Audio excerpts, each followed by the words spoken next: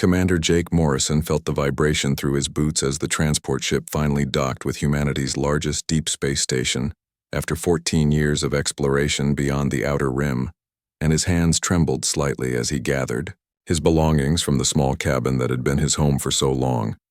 And through the viewport he could see Earth's moon in the distance, glowing like a pearl against the black canvas of space. And somewhere down there his family waited, not knowing if he had survived the long journey through uncharted territories. The airlock hissed open and Jake stepped through into the docking bay where dozens of crew members rushed about their duties, and the familiar smell of recycled air mixed with metal and cleaning solutions filled his nostrils. And it felt strange after breathing the sterile atmosphere of his exploration vessel for so many years, and he walked slowly toward the main corridor trying to adjust to the crowds and noise after the isolation of Deep Space Station. Commander Helen Price appeared before him with an expression that made Jake pause, and something urgent flickered in her eyes as she grabbed his arm and pulled him aside away from the other arriving crew members, and her grip was firm, almost desperate as she leaned close to speak in a hushed tone. "We have a situation," Helen said, and her voice carried an edge of barely controlled excitement mixed with fear. "And something arrived 3 years ago while you were out beyond the rim, and we need you to see it before we explain anything else."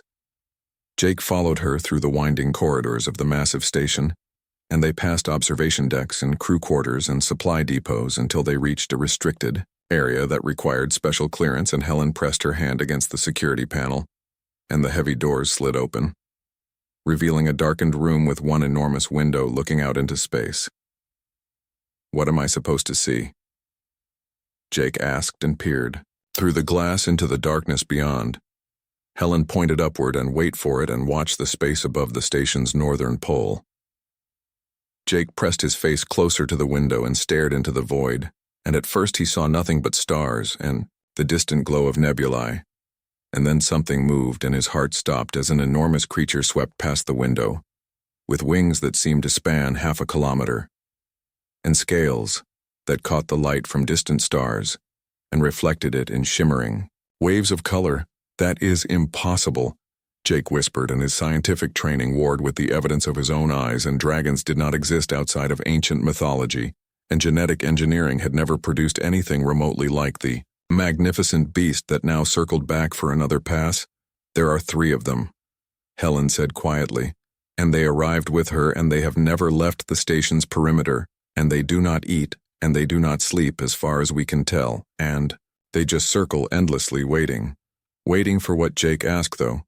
Something deep in his mind already knew the answer. "Waiting for you," Helen replied and turned to face him fully. "And she has been asking about you for 3 years and describing you perfectly and telling us that you saved her world during the war, and we checked the records, Jake. And we found mission reports from 14 years ago about an unauthorized intervention in the Kepler system." Jake felt his legs weaken, and memories flooded back with sudden clarity. And there had been a distress signal during his first deep space mission when he was just a junior officer fresh out of the academy, and his captain had ordered them to ignore it and stay on course, but Jake had seen the readings and knew that thousands of lives hung in the balance, and he had seized control of the weapon systems and fired on the attacking ships and given the people below time to evacuate. "They court-martialed me for that," Jake said, and the old bitterness rose in his throat, and they said I violated protocol and endangered the crew, and they sentenced me to 14 years of exploration as punishment. Helen nodded slowly. "And maybe they sent you away.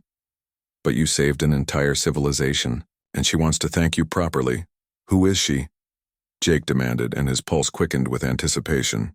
"Come with me," Helen said, and led him from the observation room back through the corridors toward the central plaza where crew members gathered. During off hours, the plaza was a vast open space designed to give the illusion of being planetside with artificial trees and grass, and a simulated sky that changed to match Earth's day and night cycle. And in the center of this manufactured paradise stood a figure that made Jake stop in his tracks. She was tall and slender with pointed ears that swept back from her skull and skin that held a faint luminescent quality like moonlight on water, and her hair fell in waves of silver and violet past her shoulders, and when she turned to look at him, her eyes glowed with an inner light that was definitely not human. And she wore robes that seemed to shift color with her movements flowing from deep purple to midnight blue. "You came back," she said, and her voice carried musical tones that seemed to resonate in Jake's chest. "And I have waited so long." Jake approached slowly and studied her face, trying to find some trace of the terrified child he had pulled from the burning wreckage. 14 years ago, and there in the shape of her eyes and the curve of her cheek. He saw her and the little girl who had clutched his hand, while explosions lit up the sky around them. "Luna," he whispered, and remembered giving her his lucky crystal pendant, before his ship jumped back into hyperspace and telling her that heroes never abandon those in need. She smiled and reached into her robes to withdraw the same crystal pendant, now glowing with an inner light that pulsed in rhythm with her heartbeat. "And you gave me hope when my world was ending, and your words changed everything for my people, and we rebuilt and we survived and we discovered our true heritage." "What are you?" Jake asked and gestured at her obvious non-human features. "My people are called the Etheri," Luna explained, "and we have lived in your galaxy for thousands of years, hiding in the shadows and pretending to be like other species, and we are ancient, older than human civilization, and we possess abilities that your science cannot explain. And the dragons chose us long ago when your ancestors still lived in caves on Earth." The largest dragon landed on the plaza with surprising grace, and its massive clawed feet barely made a sound on the artificial grass, and it lowered its enormous head and regarded Jake with intelligent eyes that held depths of understanding beyond any animal.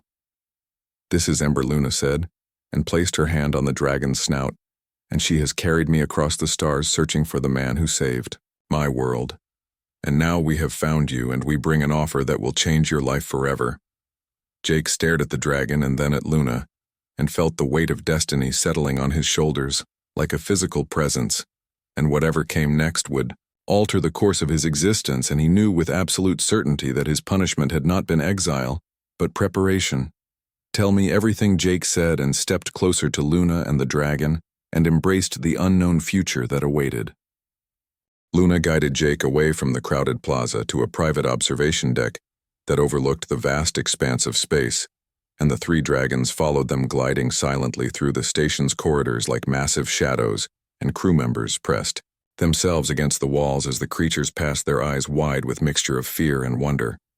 And Jake noticed that nobody seemed particularly surprised, suggesting these magnificent beings had become a familiar sight over the past 3 years. The observation deck was empty when they arrived, and Luna waved her hand across a control panel, and the lights dimmed until only the glow from distant stars illuminated the room, and she moved to stand before the massive window, and the dragons settled on the deck outside, their forms visible through the transparent material. "When you saved my world," Luna began, and her voice was soft and filled with emotion that transcended language, "you did not just rescue people from dying buildings, and you awakened something ancient in our species and something that had been sleeping for millennia." Jake leaned against the railing and watched her carefully, and tried to reconcile this ethereal being with the frightened child from his memories. "And tell me about the Etheri, and tell me what you really are." Luna's eyes glowed brighter as she spoke, and thousands of years ago, before humans left Earth, and before most of the known species ventured into space, my people ruled a vast empire, and we possessed technology that seemed like magic, and we could manipulate energy and matter and even time itself. And we created the dragons through genetic arts that combined our essence with creatures from our homeworld.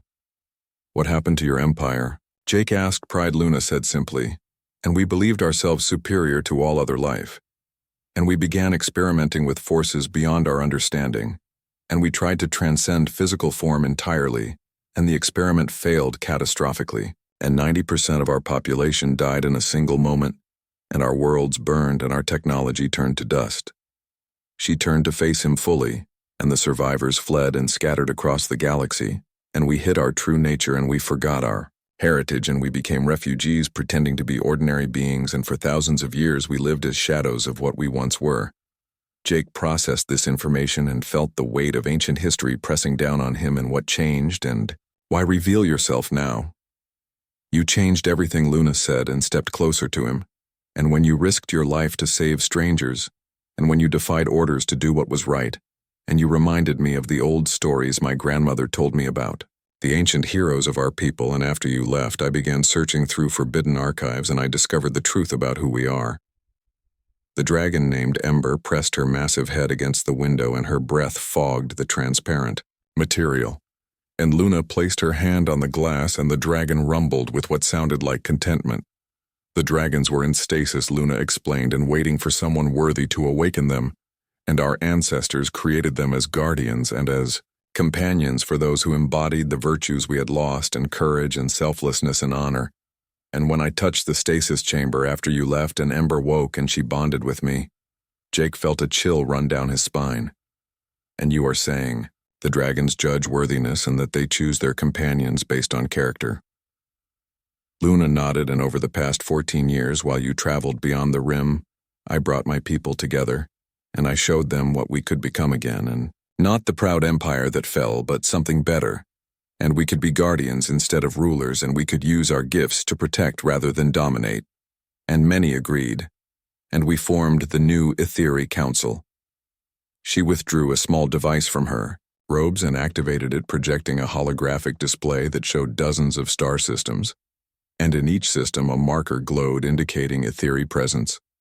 And we have been working quietly to stop conflicts, and to prevent wars, and to save species on the brink of extinction. And we do this in secret because the galaxy is not ready to know about us. Jake studied the hologram and recognized several systems where mysterious interventions had prevented disasters, and there had been reports of unexplained phenomena in ships that appeared from nowhere to stop pirate attacks and planets that suddenly developed defensive capabilities when invasion seemed certain. That was you, Jake said with growing understanding in all those incidents. Over the past decade, Luna smiled, and we learned from you that one person acting with courage can inspire change, and now we need you to help us take the next step. What step? Jake asked, though part of him already knew what she would say. We want to reveal ourselves to humanity, Luna said, and her expression grew serious. And we want to offer an alliance between our species and humans have proven themselves worthy, through individuals like you, and together we could accomplish extraordinary things. Jake shook his head and felt the enormity of what she proposed. And you are talking about changing the entire political structure of known space, and humanity is not ready for this. And we barely get along with the other species we have encountered, and adding an ancient civilization with advanced technology and dragons will cause chaos. Luna moved closer until she stood directly before him. And that is why we need you, and you understand both sides, and you have proven your judgment. And the Etheri Council will listen to you, and human authorities might listen to you, and you can bridge the gap. Jake laughed bitterly.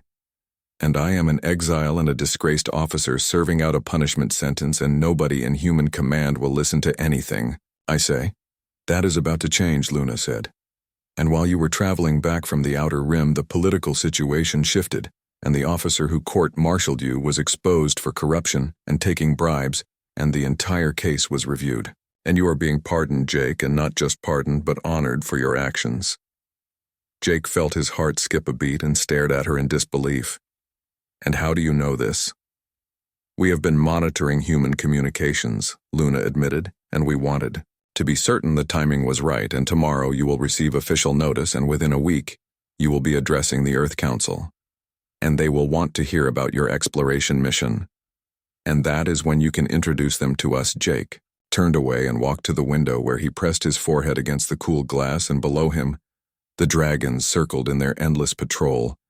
And he thought about the weight of responsibility Luna was placing on his shoulders, and thought about how one decision 14 years ago had led to this moment. What if I refuse? Jake asked quietly. Luna came to stand beside him and placed her hand gently on his shoulder. And then we continue as we are, and hiding in shadows and helping where we can. But I believe you will not refuse, because you are the same person who risked everything to save strangers. And you understand that some opportunities come only once. Jake closed his eyes and felt the truth of her words resonating in his soul, and he thought about the little girl he had saved and the magnificent being she had become. And he thought about the possibility of two species working together to make the galaxy safer and better. The dragon Ember suddenly roared, and the sound vibrated through the station's hull, and the other two dragons joined in, and their voices created a harmony that seemed to shake reality itself. And Luna smiled and said, "They approve of you already." "And they sense your heart?" Jake opened his eyes and looked at Luna and made his decision. "And tell me everything I need to know. And tell me about your people and your technology and your history. And if I am going to bridge two civilizations, I need to understand both sides. Completely. Luna's face lit up with joy and gratitude, and she squeezed his shoulder gently. And we have much to discuss, and the future begins now. The next morning, Jake woke in his assigned quarters aboard the station, and for a moment he thought the previous day had been an elaborate dream.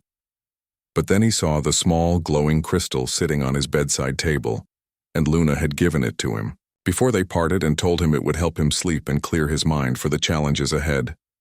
And he picked up the crystal and felt warmth spreading through his fingers. And he knew everything had been real. A message notification blinked on his communication panel, and Jake pulled himself from bed and activated the screen. And there, as Luna had predicted, was an official communique from Earth Command bearing the seal of the Admiralty. And his hand shook slightly as he opened the document and read the words that changed his status from exiled officer to honored hero.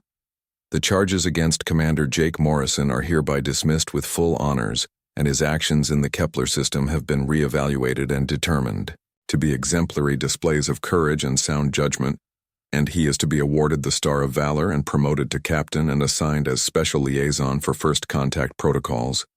Jake sat heavily on his bed and stared at the words until they blurred, and 14 years of shame and isolation evaporated in an instant, and he felt tears prickling his eyes, but forced them back, and there would be time for emotions later. And now he had work to do. He dressed quickly in a fresh uniform that had been delivered to his quarters overnight, and made his way to the station's command center, where Commander Helen Price waited with a knowing smile, and she gestured to a private office, and inside Luna stood beside the window watching the dragons circle. They moved fast, Jake said, and indicated the promotion notice. Luna turned, and her luminous eyes studied him carefully.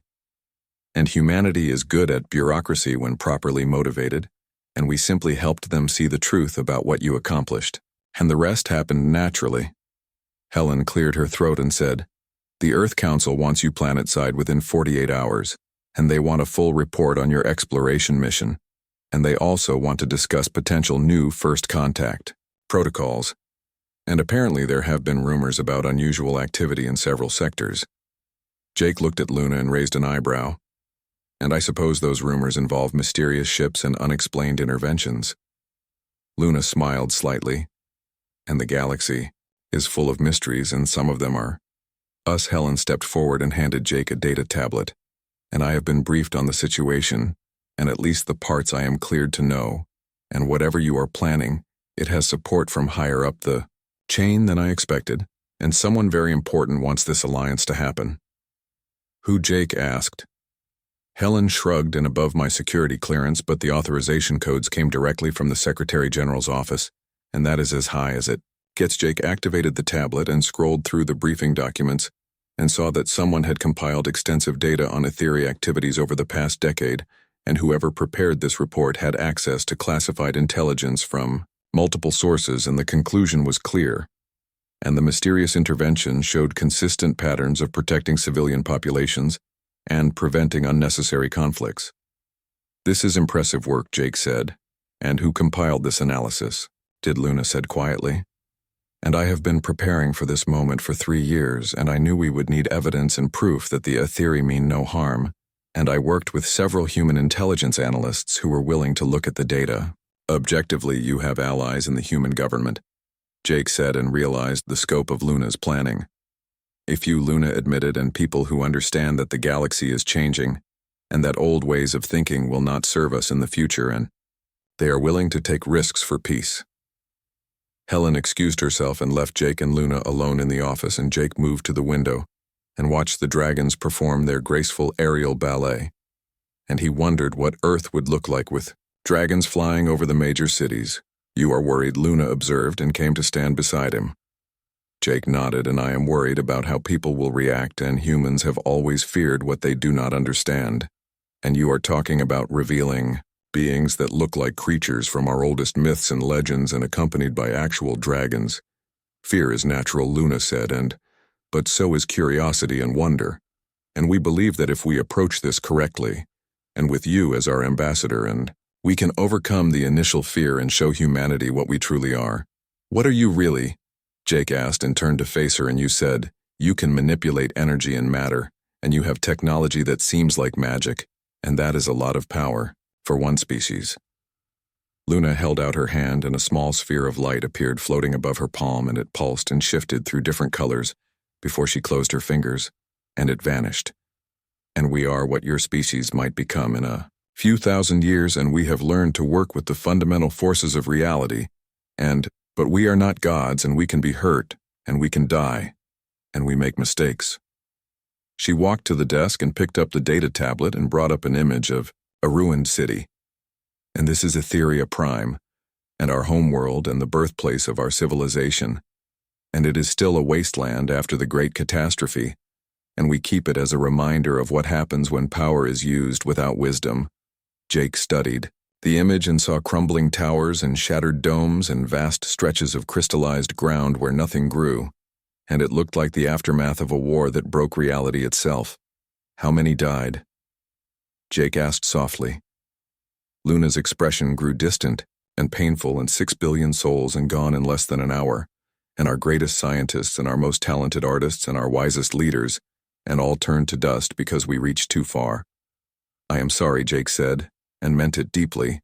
"We carry that burden," Luna said, and it shapes everything we do now, and we will never forget, and we will never allow such tragedy again, and that is why we need allies, and why we need humanity to help us stay grounded and to remind us of what matters." The door chimed, and Helen returned with another officer, and a woman Jake did not recognize, and she wore civilian clothes, but carried herself with military bearing, and her eyes held the sharp intelligence of someone accustomed to analyzing complex situations. "Captain Morrison," the woman said, and extended her hand, "and I am Director Kate Sullivan, and Earth Intelligence Agency, and I have been working with Luna for the past year, preparing for this moment." Jake shook her hand and felt the firmness of her grip. "And you are the one who authorized the intelligence analysis." Director Sullivan nodded and sat down at the desk and gestured for the others to join her.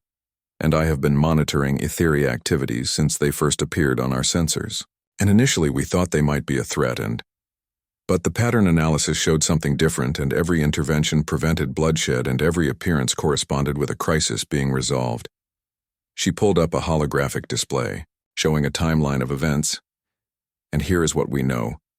And the Etheria have stopped 14 major conflicts and saved approximately 2 million lives across various species, and prevented 3 potential genocide scenarios, and recovered 4 lost colony ships and neutralized 6 pirate organizations without causing a single civilian casualty."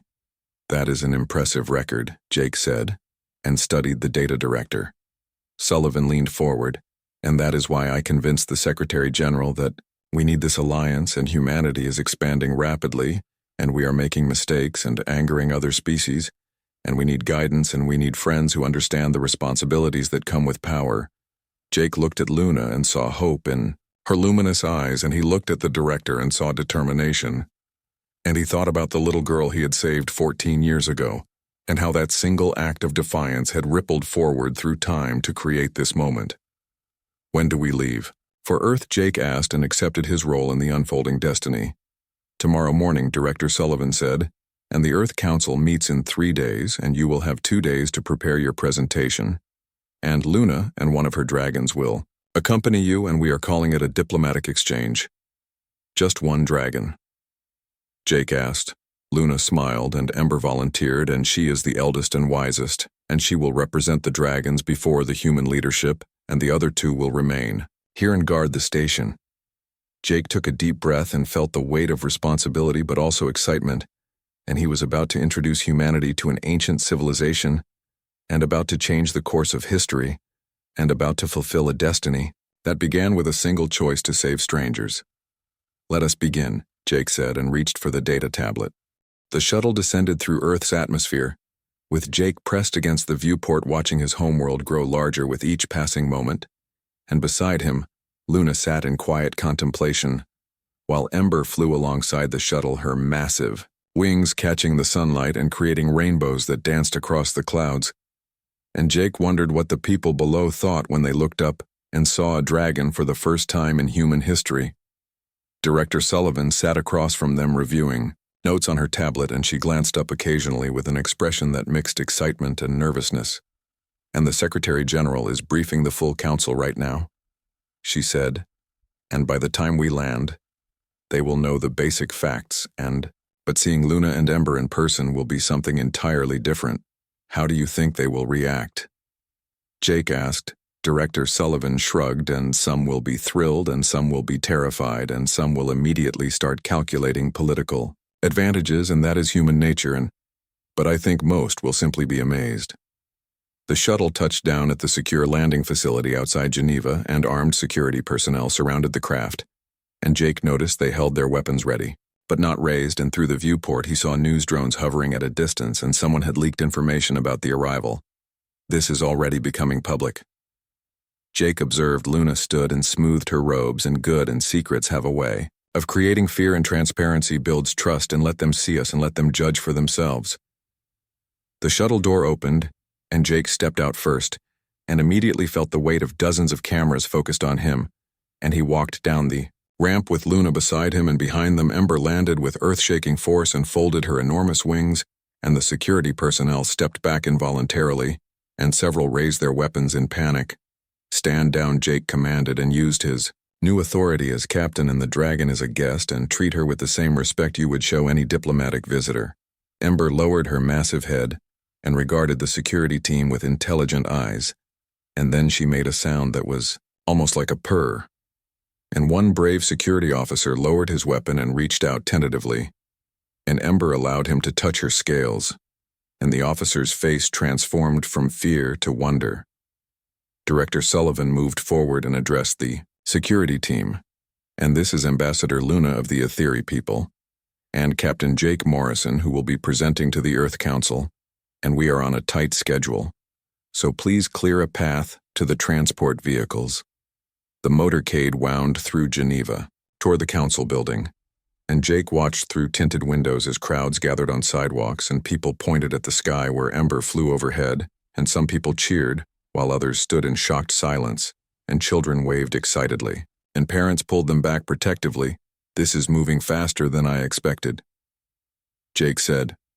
Luna smiled, and change always moves faster than people anticipate, and once it begins there is no stopping it, and we can only guide its direction. The council building was a massive structure of glass and steel designed to represent humanity's unity and transparency, and Jake had seen it countless times in news broadcasts, but standing before it in person felt overwhelming, and this was where humanity made its most important decisions, and today he would ask them to make the biggest decision in human history. Inside the building, Director Sullivan led them through security checkpoints and past clusters of officials who stopped and stared at Luna, and whispered urgently into communication devices. And Jake noticed that Luna maintained perfect composure and greeted each person with a slight nod and a warm smile, and she seemed completely at ease despite being surrounded by potential enemies. They entered a large conference room where the Earth Council waited, and 20 representatives from different Earth regions sat around an enormous circular table, and at the head sat Secretary General Chen Rodriguez, and an elderly man with sharp eyes, and a reputation for brilliant diplomatic solutions. Secretary General Rodriguez stood and gestured to empty seats and Captain Morrison and Ambassador Luna, "And please join us, and we have much to discuss." Jake and Luna took their seats, and Director Sullivan remained standing near the door, and Jake noticed that several council members could not stop staring at Luna's luminous skin and pointed ears and glowing eyes. "Let me begin by thanking you for this audience," Luna said, and her musical voice filled the room, "and I know that my presence here raises many questions, and I hope to answer them all." Honestly, Council Member Patricia Torres from the South American region leaned forward, "And with respect, Ambassador, and we need to know your intentions, and you claim to represent an ancient civilization that has been hiding among us for thousands of years. And why reveal yourself now? And what do you want from humanity?" Luna met her gaze steadily. "And we reveal ourselves because humanity has reached a critical point in its development, and you are expanding rapidly and encountering other species and making alliances and starting conflicts, and you are becoming a major power in this region of space, and we believe you need guidance, and we believe we can help." Council Member David Park from East Asia spoke next, and his tone was skeptical. "And you say you want to help. But history teaches us that powerful civilizations rarely help weaker ones without expecting something in return. And what is your real agenda? Jake started to speak, but Luna raised her hand gently. And I understand your suspicion, she said. And my people made terrible mistakes in our past, and we nearly destroyed ourselves through arrogance and pride, and what we want from humanity is simple, and we want friends and we want allies who will help us stay humble, and who will remind us why we protect life instead of dominating it. She stood and activated a holographic projector, and images filled the air showing the ruins of Etheria Prime. And this is what happens when power is used without wisdom. And 6 billion of my people died in less than an hour, and our greatest achievement became our greatest tragedy. The council members stared at the devastating images, and several expressions softened from suspicion to sympathy. We carry this burden every day, Luna continued, and we have spent thousands of years trying to atone for our mistakes, and we help where we can, and we prevent conflicts, and we save lives. And we ask nothing in return except the chance to prove we have learned from our failures. Secretary General Rodriguez cleared his throat. And your record of interventions is impressive, and Director Sullivan provided us with detailed analysis, but there is concern about your technology, and about the dragons, and about how humanity will react to beings that seem like creatures from our myths. Ember is outside, Jake said, and she came as a representative of the dragons, and perhaps the council would like to meet her and see that she is intelligent and peaceful and magnificent.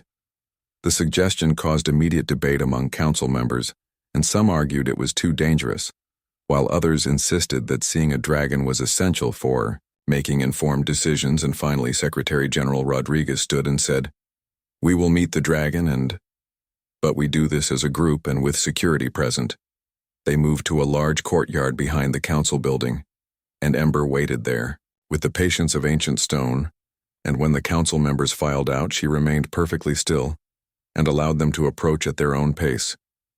And Jake noticed that despite their earlier skepticism, every person seemed drawn to the magnificent creature. Council member Torres approached first and reached out tentatively, and Ember lowered her head and allowed the woman to touch her scales, and Torres gasped and said, "She is warm, and I can feel her heartbeat, and she is alive." "Of course she is alive," Luna said gently. "And the dragons are not machines or weapons, and they are companions and friends, and they choose who they bond with based on character and courage and honor."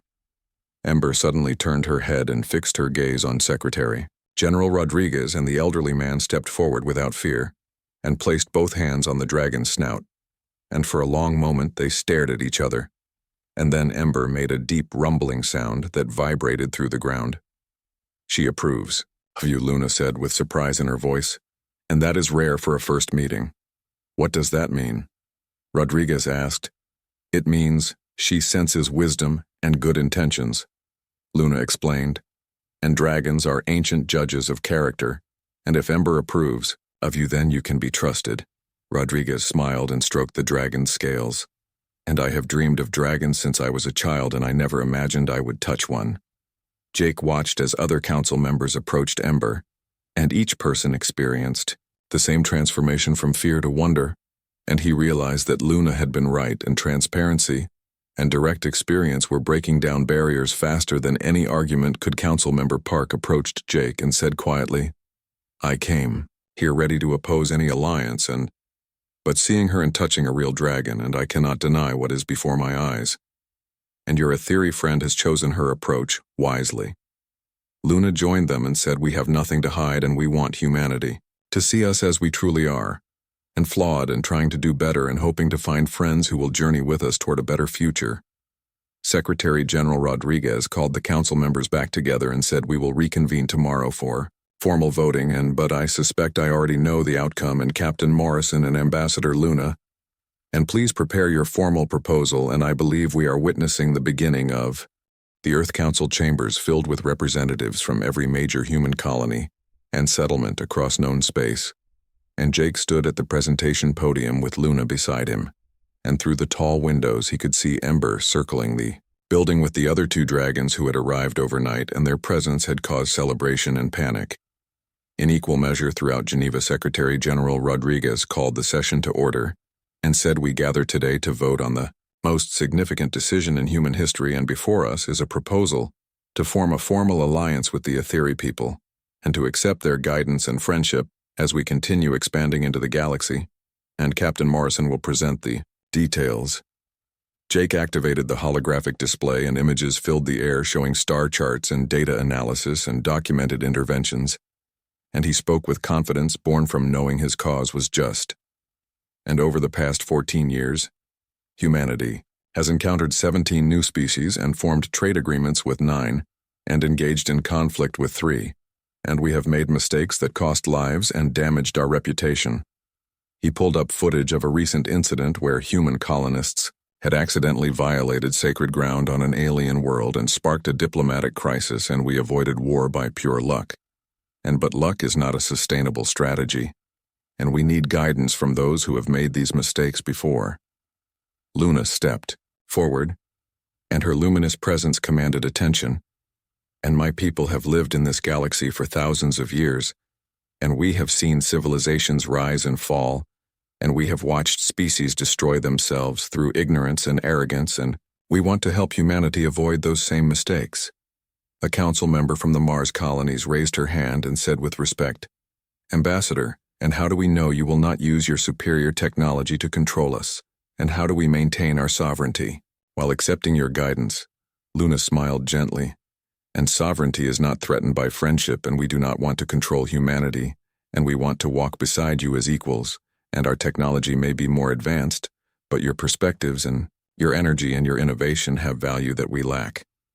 She activated a different display showing Etheri settlements across the galaxy, and we are few in number and perhaps only a few million souls remaining. And we need young civilizations like humanity to remind us why we fight and why we protect and why we choose hope over despair.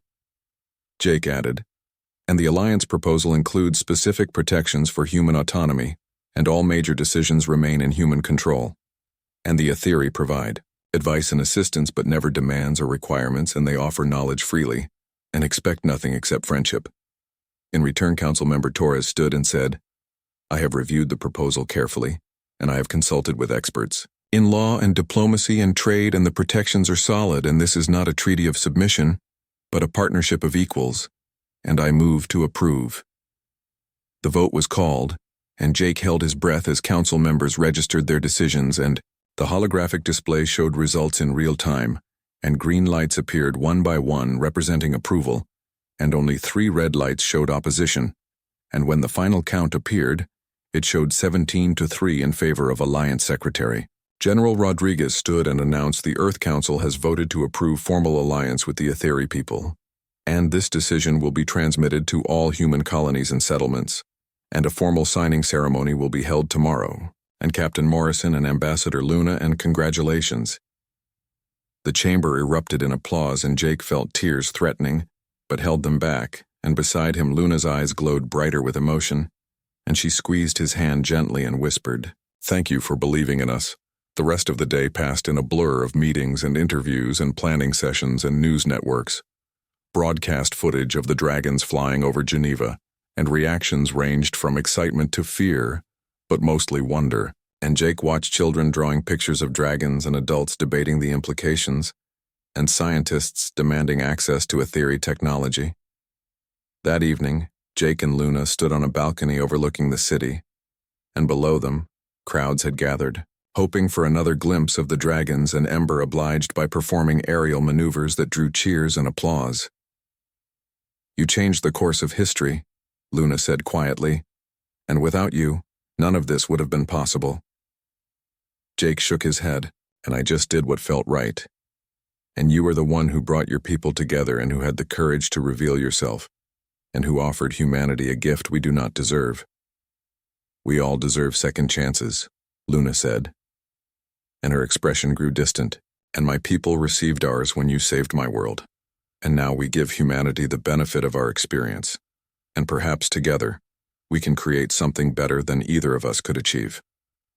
Alone, Director Sullivan joined them on the balcony, and handed Jake a data tablet, "And the Secretary General wants you to lead the joint integration team, and you will work with Etheri representatives to begin cultural exchange programs and technology sharing initiatives and diplomatic training. That is a lot of responsibility. Jake said. Sullivan smiled. And you carried the weight of 2 civilizations on your shoulders today. And you can handle this. And besides, Luna specifically requested you as the human liaison. Jake looked at Luna and raised an eyebrow. And you planned this. Luna laughed, and her musical voice carried on the evening breeze. And perhaps I had some thoughts about how things might proceed. And you are the bridge between our peoples, and you understand both sides. And you are the natural choice over the next weeks. Jake witnessed transformation that seemed almost magical, and Etheri advisors arrived at human colonies and began sharing knowledge about sustainable expansion and cultural sensitivity and conflict resolution. And human scientists worked alongside Etheri researchers exploring new applications of technology that respected ethical boundaries. And everywhere, dragons appeared and bonded with individuals who demonstrated exceptional character. Jake received reports daily about the changes, and a human mining operation had learned Etheri techniques that extracted resources without damaging ecosystems, and a diplomatic crisis with the Zentari species was resolved using Etheri mediation strategies.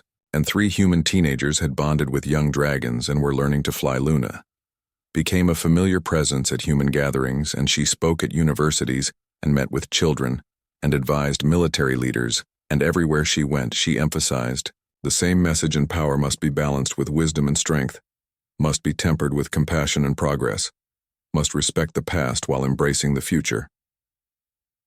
6 months after the initial alliance, Jake stood again in the Earth Council chambers, but this time as the official ambassador for human Etheri relations, and Luna stood beside him, wearing formal robes that shimmered with embedded technology, and Secretary General Rodriguez prepared to present them both with honors. Before the ceremony began, Luna pulled Jake aside and said, "I have something for you," and she withdrew a small crystal sphere similar to the one she had offered before. "And this is a life bond, and it will extend your years to match my own and allow you to serve as bridge between our peoples for centuries instead of decades." Jake stared at the sphere and understood the magnitude of what she offered. "And this will change me and make me something other than human." Luna shook her head. "And it will enhance what you already are, and you will still be Jake Morrison and still be human. But you will have time to see the fruits of what we have planted together, and time to guide the alliance through its growing pains." Jake thought about his family and his friends and the life he had known, and then he thought about the little girl he had saved and the magnificent being she had become, and he thought about the possibility of centuries spent building something meaningful. He reached out and took the sphere and felt it warm in his palm. "And I accept. And not because I want to live forever, but because this work is not finished and because I believe in what we are building." Luna smiled and placed her hand over his, and the sphere dissolved and flowed into his skin, and Jake felt energy surge through his body like lightning, and his senses expanded and colors grew richer and sounds became clearer, and he understood finally what it meant to be touched by ancient power. The ceremony proceeded, and Jake received the Star of Unity, while Luna received the title of Honorary Human Citizen. And cameras broadcast the event across human space and beyond, and somewhere in the galaxy other species watched and wondered if they too might find friendship with the mysterious Etheri. That night, Jake and Luna stood together on a hilltop outside Geneva and watched the 3 dragons dance in the moonlight, and their scales reflected silver and gold and colors that had no names, and Jake felt peace settling over him like a warm blanket. 14 years ago I saved a child," Jake said quietly, "and I never imagined it would lead to this." Luna leaned against his shoulder and said, "Every choice creates ripples that spread across time, and your choice to act with courage when others would have looked away, and that choice changed everything."